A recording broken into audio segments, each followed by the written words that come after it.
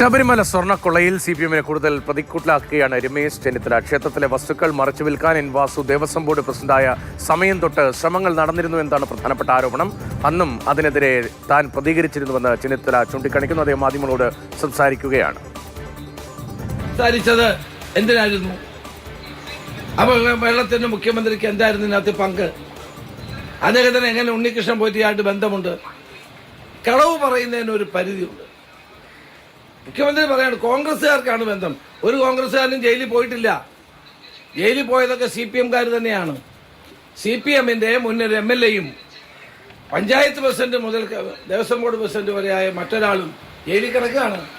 എന്നിട്ടാ പറഞ്ഞ കോൺഗ്രസ്സുകാർക്ക് ബന്ധമുണ്ടെന്ന് മുഖ്യമന്ത്രി പറയുകയാണ്. എന്താണ്, ജനങ്ങൾ വെറും വിഡ്ഢികളാണെന്നാണോ മുഖ്യമന്ത്രി കരുതുന്നത്? യഥാർത്ഥ കുറ്റവാളികളെ നിയമത്തിന് മുമ്പിൽ കൊണ്ടുവരണം. ഒരു കാര്യം ഞാൻ പറയുന്നു, ഈ കേസ് അട്ടിമറിക്കാൻ ഗവൺമെന്റ് ശ്രമിക്കുകയാണ്.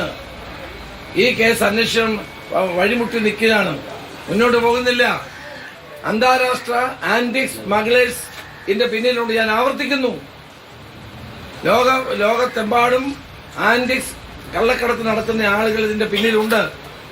അതുകൊണ്ടാണ് ഞാൻ ഇന്നലെ പറഞ്ഞത്, CBI അന്വേഷിക്കണം, കോടതിയുടെ മേൽനോട്ടത്തിലായിരിക്കണം ആ അന്വേഷണം. കോടതിയുടെ മേൽനോട്ടത്തിലുള്ള ഒരു CBI അന്വേഷണം വേണ്ടി വരുന്നു. SIT-യിൽ വിശ്വാസമില്ലാത്തതുകൊണ്ടല്ല. SIT അവരുടെ ജോലി ചെയ്യട്ടെ. പക്ഷേ ഇത് ഇന്റർനാഷണൽ റെമിഫിക്കേഷനുള്ള ഒരു കേസായതുകൊണ്ടാണ് SIT-ക്ക് അന്വേഷിക്കാൻ കഴിയാതെ വരും. അതുകൊണ്ടാണ് ഞാൻ പറഞ്ഞത് CBI അന്വേഷണം കോടതിയുടെ നിയന്ത്രണത്തിൽ വേണമെന്ന്. ഇന്നലെ മുഖ്യമന്ത്രി എന്തെല്ലാം കാര്യങ്ങളാണ് വിളിച്ചു പറഞ്ഞത്. എന്തുകൊണ്ടാണ് ഇതുവരെ പത്മകുമാറിന്റെയും വാസുവിന്റെയും പേരിൽ പാർട്ടി നടപടിയെടുക്കാത്തത്? മുഖ്യമന്ത്രി ഒരു അക്ഷരം മിണ്ടിയോ? എന്തുകൊണ്ടാണ് അവരെ സംരക്ഷിക്കുന്നത്? ജയിലിൽ കിടക്കുന്ന വാസുവിനെയും പത്മകുമാറിനെയും സംരക്ഷിക്കുക എന്നുള്ളതിന്റെ അർത്ഥം അവർക്ക് എന്തെല്ലാം മറച്ചു വെക്കാനുണ്ടെന്നുള്ളതാണ്. കാരണം ഇവരുടെ പേരിൽ പാർട്ടി നടപടിയെടുത്താൽ കൂടുതൽ ഉന്നതന്മാരുടെ പേര് വരെ വിളിച്ചു പറയും.